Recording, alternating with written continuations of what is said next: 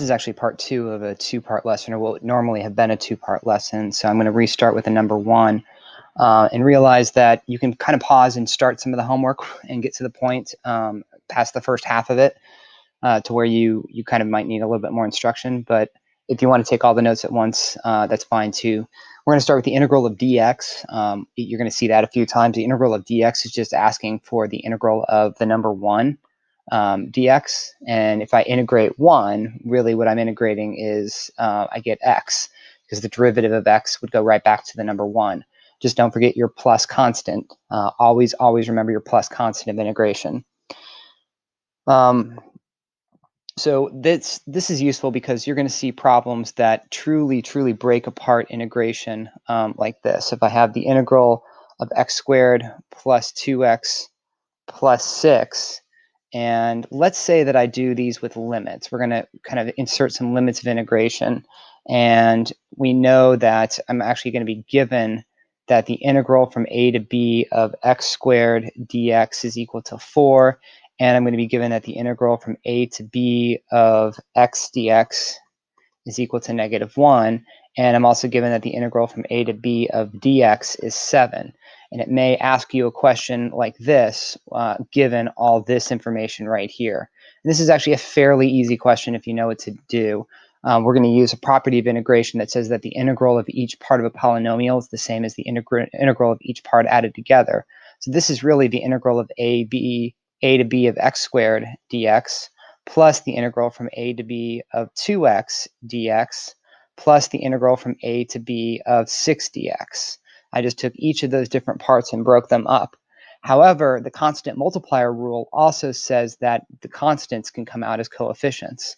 So I can have this second part be actually 2 times the integral from a to b of x dx plus 6 times the integral from a to b of dx. And at this point, you now just have substitutions. This first part right here is the same as the number 4 by this first piece we just had. So that is just 4. Plus, then you have this 2 times, and this second bit here was actually just -1. So plus 2 times a -1. And then finally, plus 6 times this bit here is the same as that last part, which was 6 times 7. So really, this is just 4 minus 2 plus 42, or 44. So without knowing necessarily how to integrate or even what those limits are, you can still answer this question. It's just about doing the right substitutions. Okay, the next bit that we're going to get to is about questions about initial conditions. So let's say that I have a function whose derivative is 3x squared minus 1. And let's say that I'm given that f of -3 is 2. This right here is called an initial condition, or really just any condition. It doesn't necessarily have to be an initial condition, because usually an initial condition implies that your input is the number 0, whereas here my initial condition is just an input of the number -3. The question is going to ask for the particular solution. So not the general with plus c, but the particular solution of f. Which is really a way of saying we actually can now find the c value. So what I want to do is I want to start with the integral of this. I want to do the integral of f prime of x dx, which is the integral of this right part, the integral of 3x squared minus 1 dx, which gives me a 3x cubed over 3, or just an x cubed, minus the integral of 1 is x, and then we have plus the constant of integration. So that would be okay and fine and dandy, but we also know that f of -3 is 2. So this whole thing is set equal to 2 when x is equal to -3. So I'm just going to do a little substitution, and I get 2 is equal to -27 plus 3 plus c, or solving, I get c is equal to 26. So we finally get a solution of f of x is equal to x cubed minus x plus 26. And this is what the question was asking for. This is the particular solution to the differential equation given up above. So let's show another example of this type of question, because this is an extremely common question you're going to see on the second half of this assignment. g prime of x is equal to -3 over x squared. And I know that g of 1 is equal to 5. So this is a differential equation. It's an equation involving derivatives. And this is an initial condition. We need to put it together to find g of x. This is asking me to find the original function g of x. So if I start by knowing that g prime of x is equal to -3 over x squared, I'm going to do the integral of that, the integral of -3, and I'm going to bring that -3 out as a constant multiplier. It's really just the integral of x to the -2 dx. When you bring coefficient or constants out as constant multipliers, you're going to find the integration tends to be a lot easier. And now we're going to integrate this, and really just kind of review of integration. What I have is x to the -2 plus 1, but then divided by -2 plus 1. And that's the steps for integration, then plus a constant. So this is really -3 x to the -1 over -1 plus a constant, or 3 over x plus c. And at that point, we're just trying to figure out what the c value is. So go back up. I know that g of 1 is 5, which means that 5 is equal to 3 over 1 plus c, or c is equal to 2.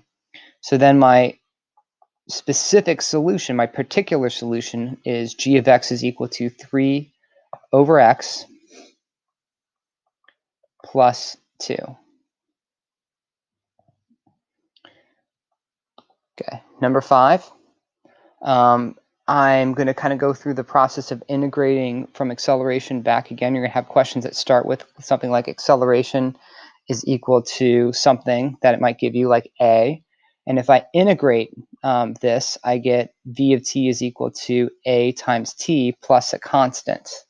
And if I start with this initial condition of v of 0 is equal to what we're going to call v sub 0, then I plug that in, I actually get v sub 0 is equal to 0 plus c, or c is equal to v sub 0, which means that v of t is equal to at plus an initial velocity.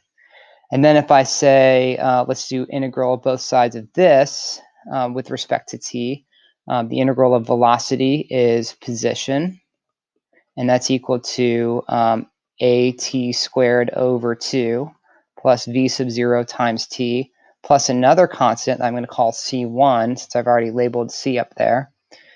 And if I say that my initial position we're going to call s sub 0, then when I plug in 0 into everything, I get that it is that constant. So this gives me the equation s of t is equal to 1/2 at squared plus v sub 0 t plus s sub 0. These are the equations of motion that we have seen numerous times, but I wanted to walk through the derivation that you get when you start from acceleration as a given acceleration, and you move your way up the chain to see here's velocity and here's position. That you can work, and what you did was you defined these constants. These were your constants of integration, but they ended up becoming just the initial condition. So the question can come and look like this. A ball is thrown upward.